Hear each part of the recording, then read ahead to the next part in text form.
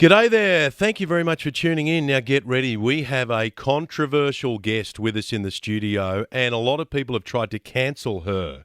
Her name is Kelly Jane Keane, but she's known as Posie Parker.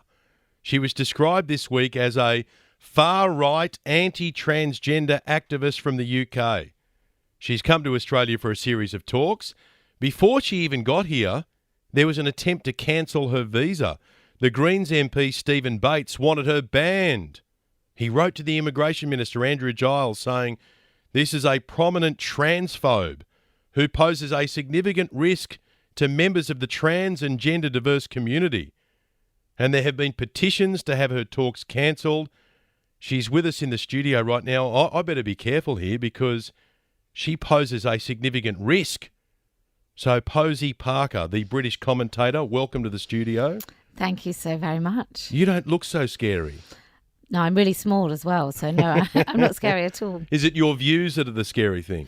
It's my ability to speak directly and speak the truth. I think that's quite frightening for some people. Why do people get so frightened by what you've got to say? Is it the reality check that you deliver? I think so. I think we've lost the ability, both in the UK and Australia and elsewhere, to just speak plainly, just to speak the truth. Why don't we put to you some of the allegations against you, first of all? I've just said them in the intro. Mm-hmm. Are you a transphobe? In today's money, because a transphobe means that you say a woman doesn't have a penis, then probably I am a transphobe. Are you an anti-transgender activist? I'm a women's rights activist.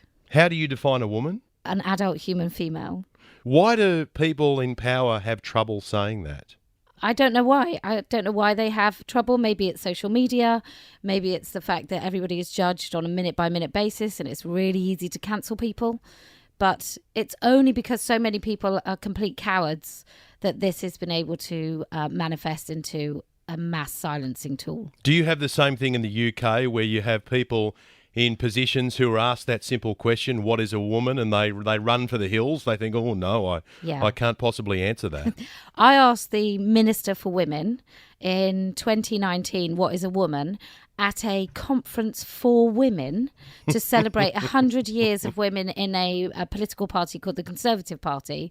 And she wouldn't answer in 2019. All right, I'm going to play a couple of blokes here. This is Dr. Brendan Murphy, who is one of our most experienced medicos in Australia, and he's being asked a question by a Liberal Senator, Alex Antic.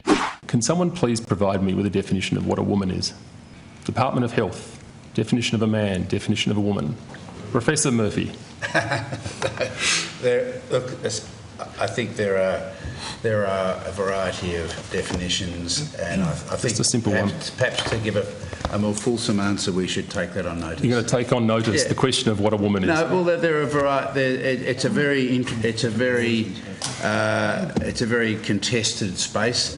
I mean, you can just hear, can't you? You can hear it. But what's interesting is that if the same question was asked 15, 20 years ago, you would have got a straight answer. And all of a sudden now everyone goes, whoa, what am I going to say? I know, and it's preposterous. I think there was a woman being elected in the United States of America to the Supreme Court, and she was asked a similar question and said it depends on the context. Well, no, it absolutely doesn't. Okay, what about those people who were born male and then they feel like they're trapped in the wrong body and they want to be a female? What do you say to those people? Well, there's plenty of people that feel things that aren't true. We don't then say that they're a different category of person. Have you got any objection to those people identifying the way they want to identify? I have no objection to anybody doing whatever they want in their lives. That shouldn't impinge upon my life at all. I shouldn't have to. There should be no consequence to me for a man calling himself whatever he wants. Our guest in the studio is Kelly J. Keane, also known as Posie Parker. They've tried to cancel her many times, but she's in Sydney at the moment. Why haven't they managed to cancel you? You're still alive and kicking. I have no idea. I have no idea why it's... I've been arrested a few times. I've been interviewed under caution by the police. I was interviewed under caution within the last month for hate speech and public order offences in the UK for saying something nothing violent, nothing hateful. And I had said it with a police officer about 2 metres away from me at an event in the UK. So they've been trying for some time, for the last 5 years, to cancel me. You've had issues in the UK around prisons when it comes to jailing people who've done horrific things, and then you've got to work out, do we put them in the men's prison or the female prison? Yeah, well, that's world over. So I think you've got the same issues in Australia. There's definitely in New Zealand. In America, they hand out condoms in women's prisons because there are so many women being impregnated by men who call themselves women in women's prisons. When it comes to professional sport, I can't believe that any fair-minded person can't see this point, and I've been making this point on my radio programs here for years, that if you have someone who is born a man, who then competes against a woman at the professional level, at the Olympic level, that there's going to be an unfair advantage there. But when you say that to people, again, they think, oh, no, you can't possibly say that. Well, why are we so scared to talk about that? I don't know. There's a weird social currency of acceptance, and I think underpinning that is really not caring at all about women. Because if your first consideration is women in that situation, then you're going to say no. You're going to say absolutely not. Of course we don't want a man, sort of a 6'2" bloke who calls himself Janet, playing against women and potentially breaking their bones. Of course we don't want that. I've got a friend of mine who was saying to me once, why do you keep going on about this on the radio? It's not a big deal. And I said, okay, well, can I show you something? So I showed an example of a person born a man who then wanted to compete against women. And I showed video footage of that competition. It was a handball game. Right. Right, which has been an Olympic sport before and a Commonwealth Games sport before. The moment this lady saw the image, she went, okay, I can see what you're talking about. We've seen that on the swimming as well, at championships in the college level in America, where they line up gold, silver and bronze, and you have a look at the person who's getting the gold and you go, that is not fair. That's an unfair advantage. Yeah. Well, I went to Atlanta where William Thomas was swimming, where he is a fully intact male. He was like 6'2". He's huge. I've actually seen him in the flesh. He's a really big guy.